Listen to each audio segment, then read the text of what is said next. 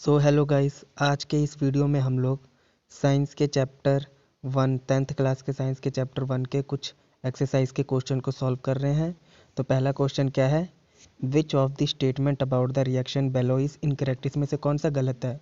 Equation क्या है, 2PbO plus C plus of 2Pb plus of carbon dioxide. ठीक है, तो यहाँ पे lead oxide plus carbon, lead plus of carbon dioxide बन रहा है, तो बताना है गलत कौन सा है।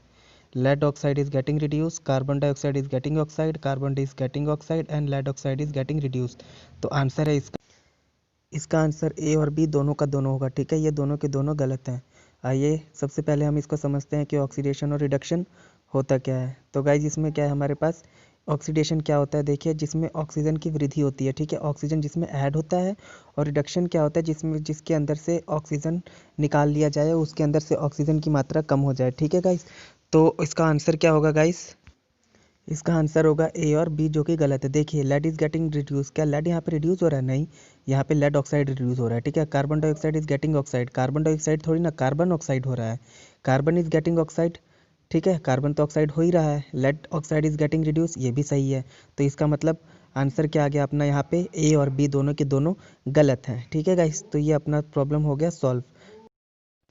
तो इसका आंसर क्या आएगा गाइस, इसका आंसर आएगा ए एंड बी आ जाएगा। ठीक है, इसका आंसर आ जाएगा अपना ए, या फर्स्ट लिख सकते हो या तो लिख सकते हो ए एंड बी, जो ऑप्शन में दिया हुआ है। तो आइए गाइस देखते हैं दूसरा क्वेश्चन इसमें क्या दे रखा है। ठीक है, दूसरे क्वेश्चन में उसने बोल रखा है कि Fe2O3 plus 2 aluminium equal to product क्या बना, Al2O3 प्लस 2 Fe। ठीक है, अब रिएक्शन में हमें बताना है कि ये एग्जाम्पल है किसकी। ठीक है, तो गाइज ये एग्जाम्पल बतानी है, कॉम्बिनेशन रिएक्शन है, डबल डिस्प्लेसमेंट रिएक्शन है, फिर बताना है डीकम्पोजिशन रिएक्शन है या डिस्प्लेसमेंट रिएक्शन है।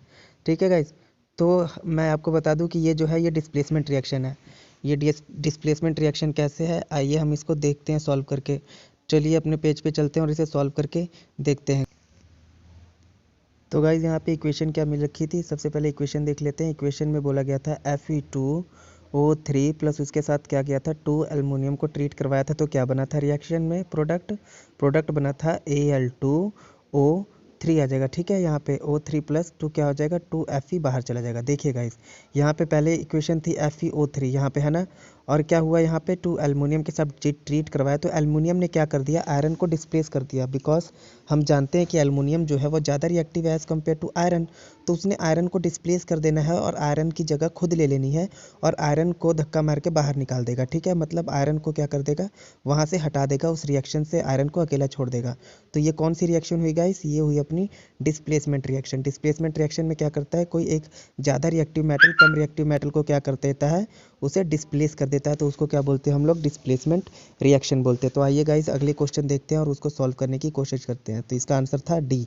ठीक है गाइस, अब अगला क्वेश्चन देखते हैं और उसे सॉल्व करने की कोशिश करते हैं। तो अगला क्वेश्चन क्या है, अगला कह रहा है what happened when dilute hydrochloric acid is added to the iron filings. ठीक है, करेक्ट आंसर चूज करना है। तो पहला है hydrogen gas and iron chloride is produce. Guys इसमें पहला ही ठीक होगा, यहाँ पे हाइड्रोजन गैस बनेगी और क्या होगा, क्लोराइड की कौन सी, आयरन क्लोराइड प्रोड्यूस होगा। देखिए कैसे, तो यहाँ पे क्वेश्चन था, हमें क्वेश्चन में क्या बोला था, जब हाइड्रोक्लोरिक एसिड के साथ हम लोग जब डिल्यूट हाइड्रोक्लोरिक एसिड के साथ डालते हैं, क्या डालते हैं गाइस, आयरन को जब ऐड करते हैं, तो HCl dilute plus iron Fe हो गया अपना, यहाँ पे आयरन हो गया गाइस, Fe, ये Fe है। ठीक है, Fe आयरन आयरन हो गया गाइस। आयरन में जब बुलाते तो हमारे पास प्रोडक्ट क्या बनता है, हमारे पास प्रोडक्ट बनेगा FeCl बन जाएगा, प्लस क्या होगा गाइस, हाइड्रोजन गैस बाहर निकल जाएगी।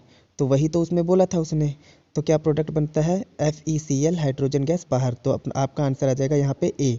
तो इसे आप बैलेंस भी तो पहले कर लेते हैं, तो यहाँ पे 2 लगा दिया, यहाँ पे 2 लगा दिया। ठीक है, यहाँ 2, देखिए अब ये गाइस इक्वेशन हो गई, 2 आयरन हो गया, 2 क्लोरीन हो गया, 2 हाइड्रोजन प्लस 2 क्लो, हाँ ठीक है, ये हो गया बैलेंस हो गया। ठीक है, बैलेंस करने को भी उसने बोल रखा था, हमने बैलेंस किया तो हमारे पास क्या हो गया, बैलेंस हो गया। इसका आंसर क्या आना था, उसका ए ही आना था उसका आंसर, मतलब पहला आंसर या ए उसका आंसर होना था।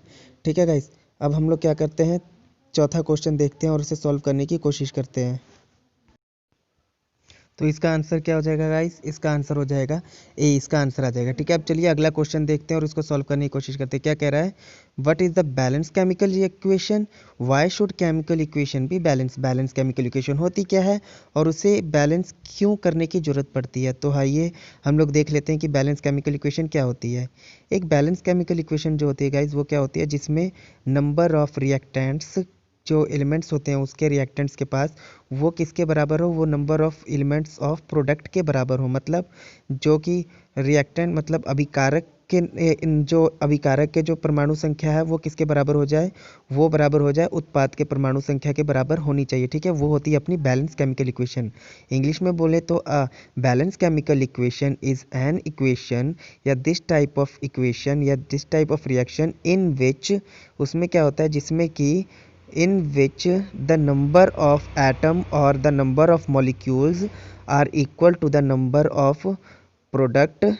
ठीक है, नंबर ऑफ प्रोडक्ट और नंबर ऑफ रिएक्टेंट के दोनों आपस में बराबर हो जाए। मान लो हमने 2 ग्राम ऑफ दो लिए थे हम लोगों ने कार्बन और एक लिया था ऑक्सीजन। ठीक है, या 2 ऑक्सीजन लिया था, 1 कार्बन लिया था, तो प्रोडक्ट हमारा कार्बन डाइऑक्साइड बनेगा CO2।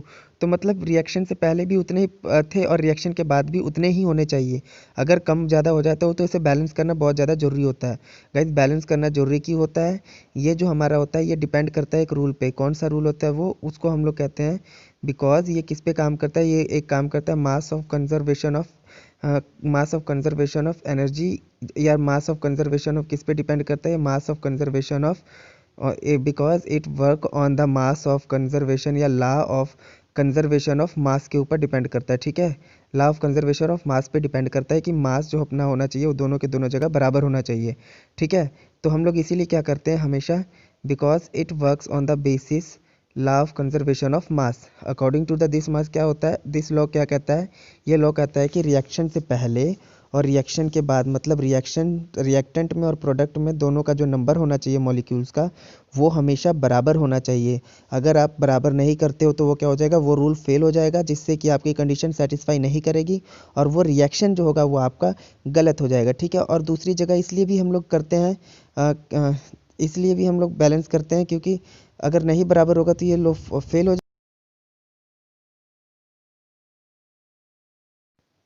और अगर फेल हो जाएगा तो वो उसको सेटिस्फाई नहीं करेगा। इसीलिए बैलेंस किसी भी केमिकल इक्वेशन को करना बहुत ज़्यादा ज़रूरी होता है। तो गाइस आज के लिए इतना ही। ठीक है गाइस, आज के लिए इतना ही, और हम लोग आगे भी आपके लिए वीडियोस को लेकर आते रहेंगे। वीडियो को लाइक शेयर कमेंट सब्सक्राइब जरूर करें और यूट्यूब पर रॉकी ट्यूशन क्लासेस को सब्सक्राइब करें। सो गाइस आज के लिए इतना ही।